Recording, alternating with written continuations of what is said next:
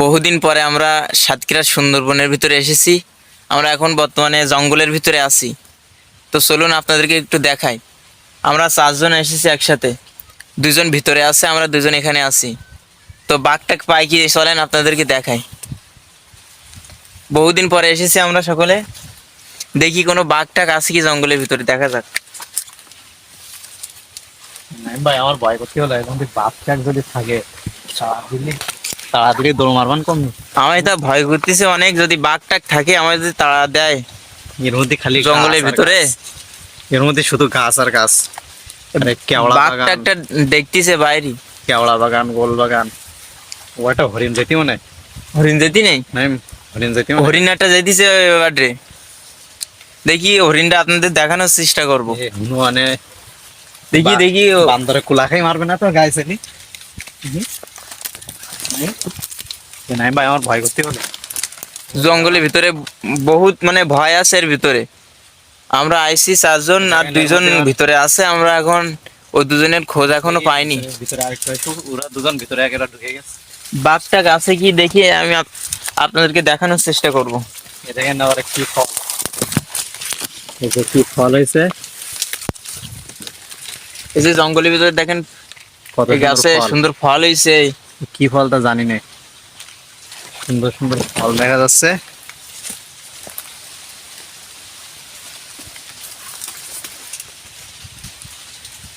আমরা 4 জন একসাথে এসেছি, 2 জন একেবারে বনের ভিতরে ঢুকে গেছে, কিন্তু আমাদের 2 জনের একটু হার্টবিট কম, এজন্য আমাদের ভয় করতেছে। ওর ভিতরে যদি ঢুকে যদি বাঘে তাড়া দেয় তখন আমরা কোন দিকে পালাবো, এই জন্য আমাদের একটা ভয় কাজ করতেছে। দেখি বাঘটাক পালে আপনাদেরকে দেখাবো। বাঘ বাঘ আছে কি দেখো দিন কোনো জায়গায়। তাও বনের নদীর সাইড দিয়ে অনেক দূর চলে এসেছে ভিতরে।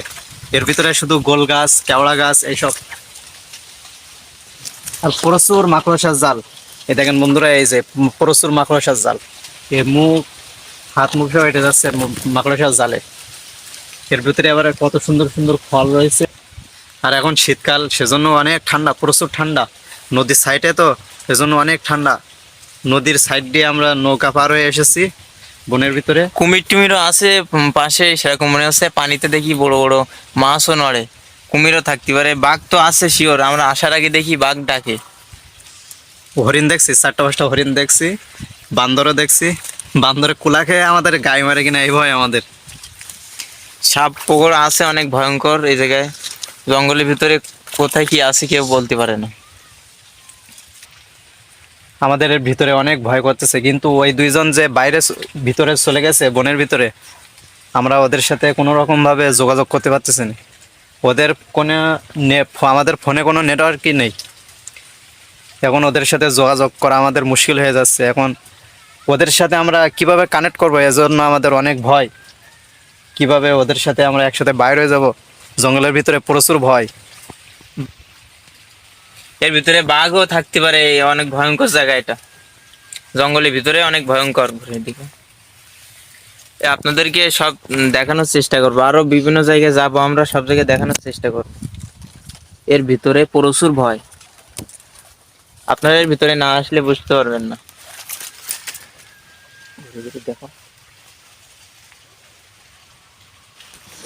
শুধু গাছ আর গাছ, এর ভিতরে ঢুকতে গেলে বড় গায়ে ভয়ঙ্কর প্রাণীও এর ভিতরে আছে। জামা কাপড় সব মাকড়সার জাল দিয়ে ভর্তি হয়ে যাচ্ছে।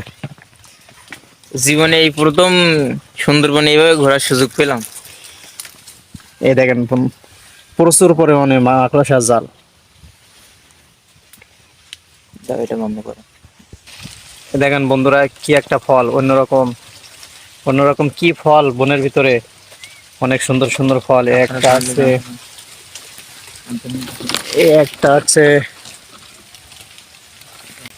আমাদের 2 জনের সাথে কোনো রকম পরিমাণে কোনো যোগাযোগ নেই।